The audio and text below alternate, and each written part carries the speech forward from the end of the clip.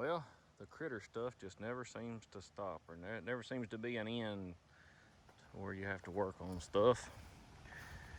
So this weekend we've been putting all new covers on the houses, and we put that plastic mesh on the tops and ventilated the bottom just like the top house. I decided to not squeeze these in and raise them up because it hasn't been that much of an advantage in the top one, so I decided just to leave them. Same thing. I did keep the tops in case you want to put them back on in the winter. This one's all prepped and ready, clean shavings, water pan, feeder ready to go. We're probably going to be relocating these quail into here on the clean shavings and cleaning that house out. But let me walk around here.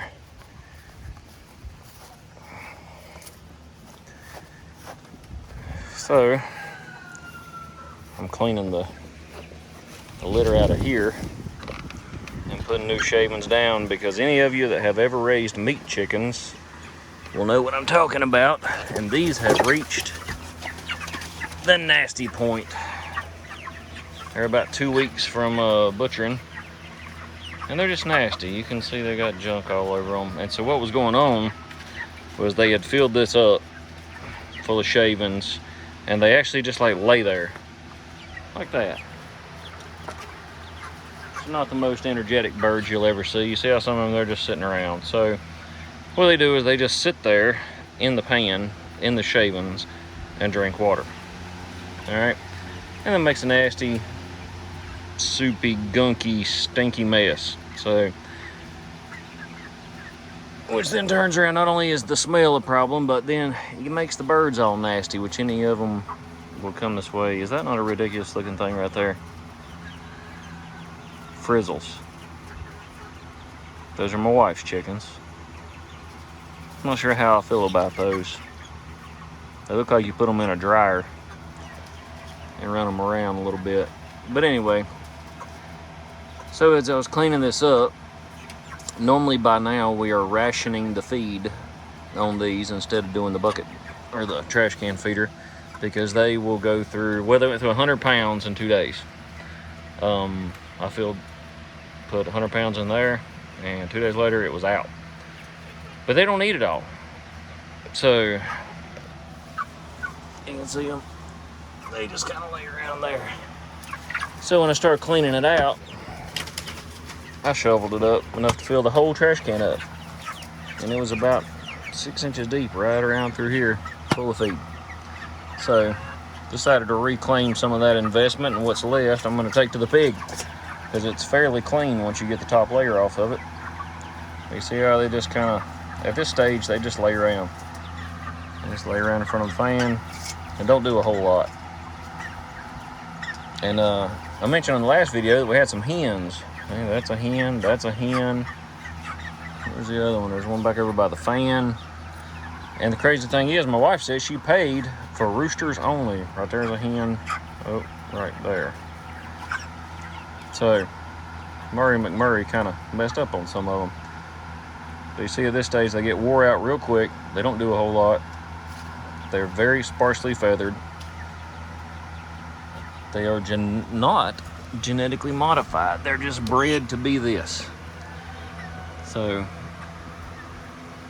some people love the Cornish cross, some people hate the Cornish cross, but I think it's the quickest, fastest, next to quail, it is the quickest, fastest meat you can produce. And that actually having no feathers on them is a huge advantage when it comes to plucking time. And if you notice, I don't know if you can tell, their feet and legs are awkwardly large to hold their large bodies. But I'm gonna get back to cleaning. I think that's about it for this. Oh, and they really like the ventilated sides. I don't know that it's so much that they like the breeze, or they just like to be able to see out. I think they just like to see out. And it's helped about keeping evenly clean too, because they used to all hang out in front of the door, and there's 2 vents behind that cardboard. But If any of you have been watching, we brooded in this house, so the cardboard's still in there to keep them out of the corners. And this one, I've actually got to bungee that back down.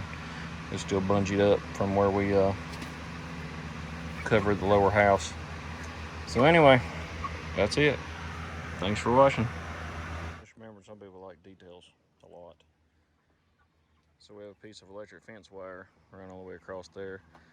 Just use bungee cords to hold the ventilation sides out. And of course, the ones over here are just ground staked. Probably could use another one here and another one there. And something I forgot to add in the first little clip is, at this stage, I just added a riser to the feeder and an additional riser to the water. That way they're less inclined to lay around and better reach the water. They actually have to stand up to reach it. So hopefully that'll cut down on the slurry and the water, and we'll call it trough, the catch pan. All right.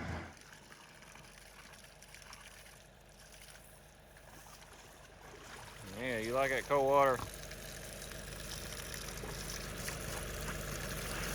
You're filling the pig wall up.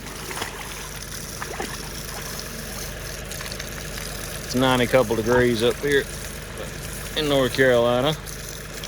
That's rough on a big old pig, ain't it?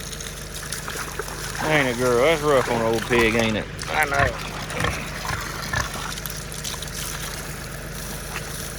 Oh, she's going to shake mud all over me.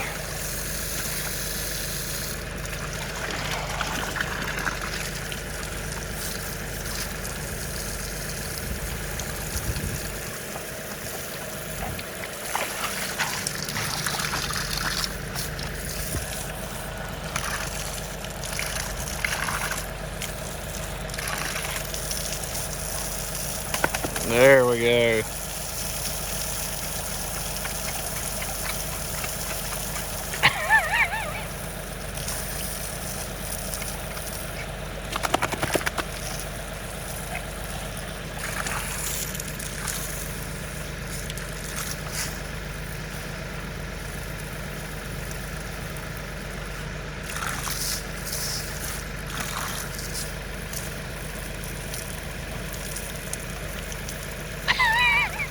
Somebody's being a silly pig.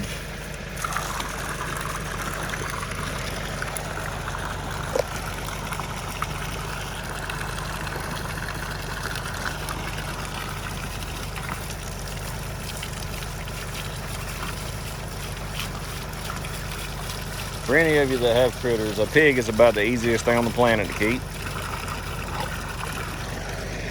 Just some simple electric fencing, a feeder.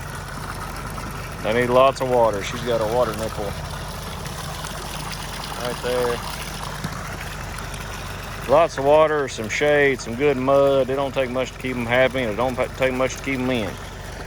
She actually pushed the feeder up against the fence earlier in the week, right down there, and broke it loose. I don't know how long it was like that.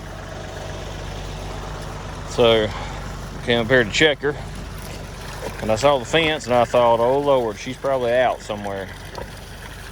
But I'll see if I can get Ashton to put the picture in here. But I looked up from down there, and I seen her head pop up out of the mud hole.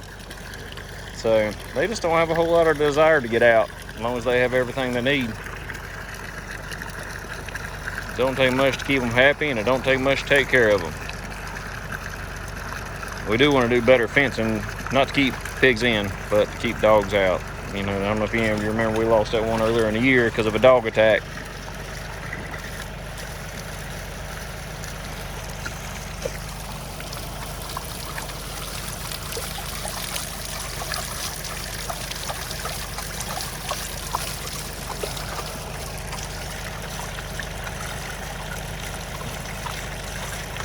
Alright.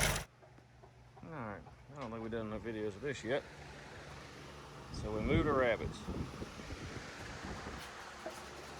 It'd be nice if that one would quit laying right there and making a watery mess.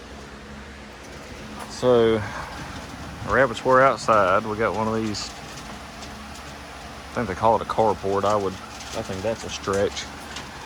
But anyway, I've got them in here. This was the chicken run, is the chicken run. So the chickens will help keep the stuff dispersed. We move the quail breeder pens back in. So they're back in production. Quail are incredibly messy and they sling feed everywhere, so the feed will fall in the chicken run and the chickens can eat it. That way there's nothing lost. Got an escapee right there. I'll have to catch that one in a minute. I did not build these. I bought these from a friend. So this one is divided down the center. And we have, I think, 3 females and 1 male in each one. That's the floor. There's 1 inch of slope from there to there. And of course I got a poop pan underneath them with shavings. The feeders are on the side on this one. And we have the same nipples we use in the buckets. Extremely effective. That one's gotta watch for problems like that. You can see it, that one is dripping. I'll have to see what that's about. Because that's the whole, all these animals, the chickens, the everything. Gotta keep it dry. If anything gets wet, it stinks terribly. All the rabbits are bred.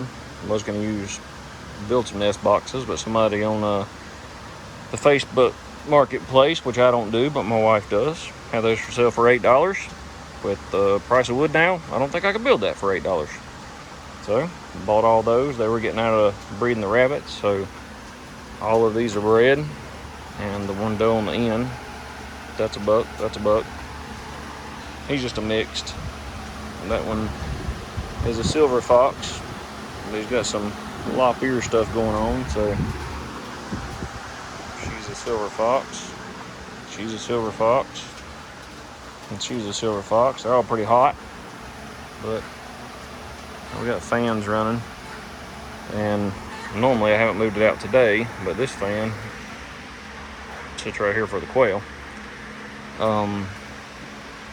The same water system as we have in the chicken houses we have up here. It's a bucket. Got a sight tube on it just so I can make sure that I don't have to get a ladder. You can see the water level. You can see the water level is right there. If I can get it on camera. And so then everything's gravity feed. For anybody that raises rabbits, this is the absolute best way to water your rabbits in the summer. It's useless in the winter. One thing I am trying to figure out is that water's pretty warm, so they're not drinking enough of it to keep it cold. So I might actually lower that float level in there to as low as it'll go, just that way it kicks on more often and keeps the water cooler. And this pen here is a little different. The water's all on one side. It has 2 nipples. The pens are not divided, and the feeders are in the front. And I think I have, let's see, 1, 2, 3, 4, 5, 6 females and 2 males in each pen. And the egg rollout tray right there, and some eggs. And these, it's actually the first egg out of these. These are younger, so it'll probably be a dud because they're so young. And we'll get back to incubating. Alright, I think that's all that's new right now. Biscuit, you ready? Oh gosh, I got water all over the land. This is ridiculous.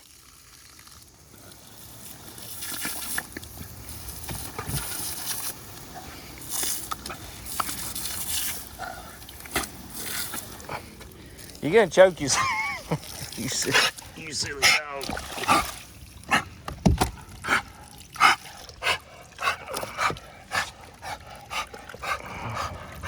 It's ridiculous. I know. That's ridiculous, ain't it?